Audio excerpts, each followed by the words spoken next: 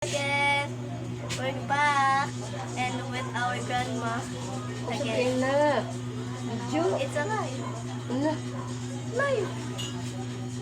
Live. And we're back. Again, our TikTok was banned. We're sad. Because we have 99 followers. Because of this. 99. It's almost 100.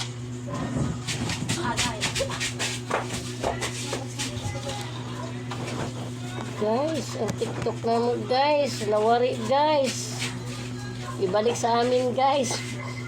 99 guys. Limingaw namin sa mga friends.